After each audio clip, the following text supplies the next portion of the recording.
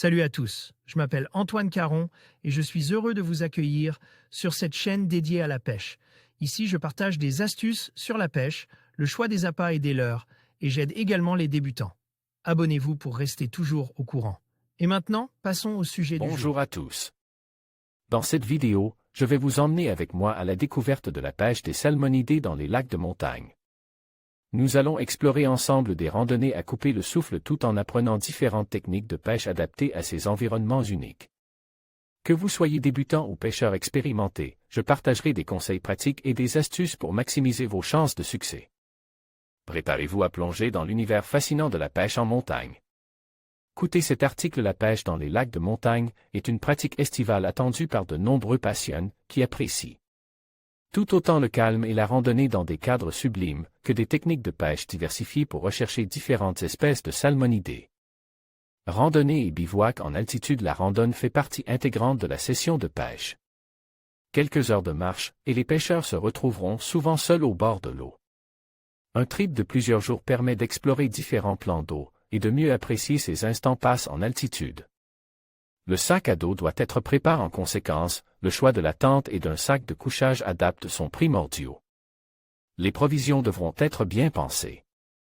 Il s'agit de ne pas trop alourdir le sac, mais aussi d'être certain de ne rien avoir oublié une fois seul au monde sur les berges de son lac.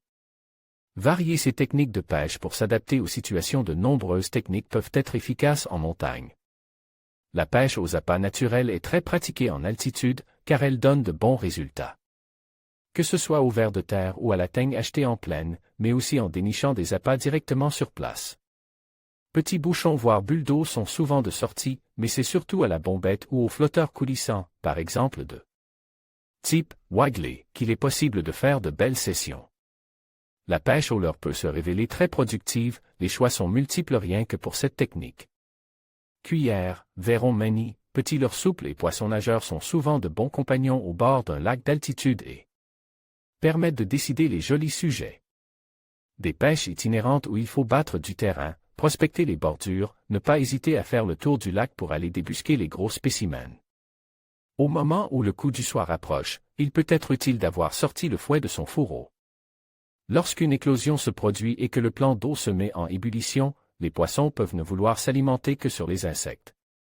Rien que pour pêcher à la mouche en altitude sur les plans d'eau, les techniques sont variées, pêche en sèche, fourmis, petites mouches.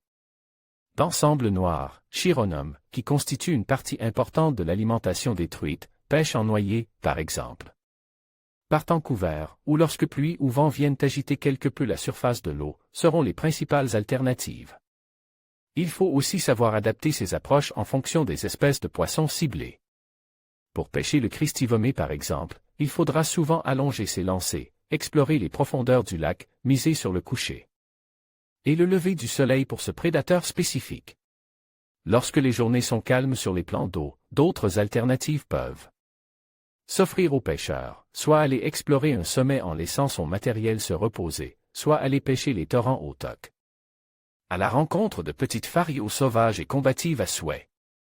Autre conseil pour réussir sa sortie pêche en montagne. Les conditions météo seront méticuleusement scrutées quelques jours avant le départ. Le temps change vite en montagne et les prévisions sont parfois éloignées de la réalité. Il faut donc toujours se munir de vêtements chauds et imperméables, même si un grand beau temps semble annonce.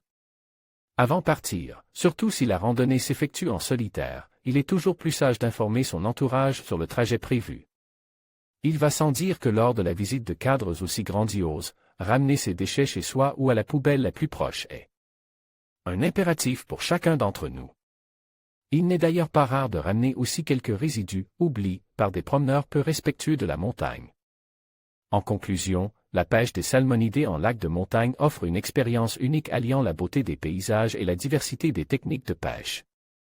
Que vous soyez un randonneur passionné ou un pêcheur aguerri, chaque sortie est une occasion de découvrir de nouveaux horizons et de perfectionner vos compétences. N'oubliez pas de respecter l'environnement et de pratiquer une pêche responsable pour préserver ces écosystèmes fragiles. Merci de nous avoir accompagnés dans cette exploration, et à bientôt pour de nouvelles aventures en pleine nature.